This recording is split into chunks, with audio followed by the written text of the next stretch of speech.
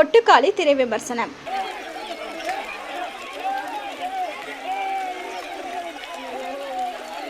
சூரி, அன்னபென் மற்றும் பலர் நடிப்புல PS வினோத்ராஜ் இயக்கத்துல சூரன் மற்றும் அழகிய கூத்தன் இசையில வெளிவந்திருக்கும் படம் தான் கொட்டுக்காளி. படம் எப்படி இருக்கு வாங்க பார்க்கலாம்.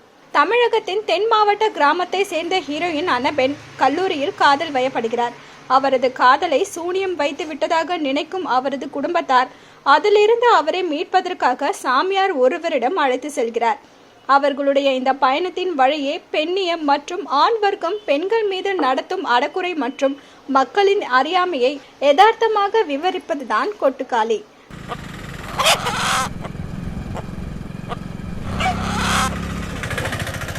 கதையின் ஹீரோயின் மீனா என்ற கதாபாத்திரத்தில் நடித்திருக்கும் அன்னபென் சவால் மிகுந்த கதாபாத்திரத்தை கச்சிதமாக கையாண்டிருக்கிறார்.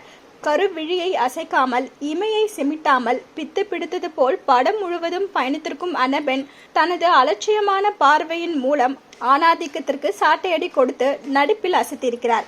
பாண்டி என்ற கதாபாத்திரத்தில் அன்னபெண்ணின் மாமன் மகனாக நடித்திருக்கும் சூரி ஆரம்பத்தில் அமைதியாக பயணித்தாலும் திடீரென்று எடுக்கும் அதிரடி அவதாரத்தின் மூலம் திரையரங்கே ஆடி போய் விடுகிறது.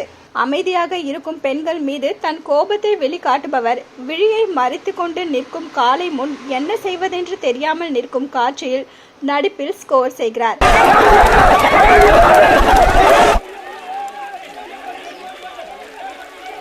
சூரி மற்றும் அன்னபென் தவிர மற்ற வேடங்களில் நடித்திருப்பவர்களில் சிலர் ஏற்கனவே திரையில் தோன்றியவர்களாக இருந்தாலும் பெரும்பாலானவர்கள் மண் சார்ந்தவர்களாக இருப்பதால் இயல்பாக பயணித்திருக்கிறார்கள்.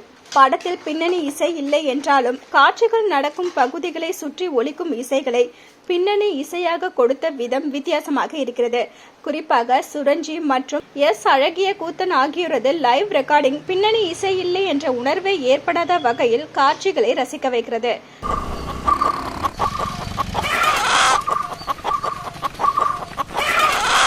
கதை மாந்தர்களை மிக இயல்பாக காட்சிப்படுத்தியிருக்கும் ஒளிப்பதிவாளர் சக்தி அவர்களது நடிப்பு மற்றும் கதைக்களத்தை தனது கேமரா கண்கள் மூலம் பார்வையாளர்களை உற்றுநோக்க வைத்திருப்பதோடு சேவல்களின் செயல்களை கூட நடிப்பாக காண்பித்து வியக்க வைத்திருக்கிறார்.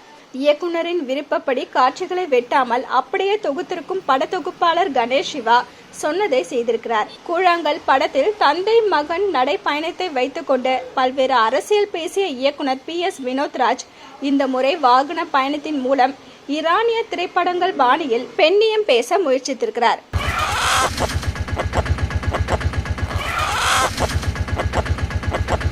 ஒரு விஷயத்தை அனைத்து தரப்பினருக்கும் புரியும்படி சொல்லும் படைப்பே மக்களிடம் பெரிய தாக்கத்தை ஏற்படுத்தும். ஆனால் இயக்குனர் வினோத்ராஜ் எளிமையானவர்களின் அறியாமையை யதார்த்தமான முறையில் சொன்னாலும் அதை பெரும்பாலானவர்களுக்கு புரியாதபடி சொல்லி தனது படைப்பை வெகுஜன மக்களிடம் இருந்து தள்ளி வைத்திருக்கிறார். மொத்தத்தில் இந்த கொட்டுக்காளி மக்களுக்கான படைப்பாக இருந்தாலும் சிலருக்கு மட்டுமே புரியும்.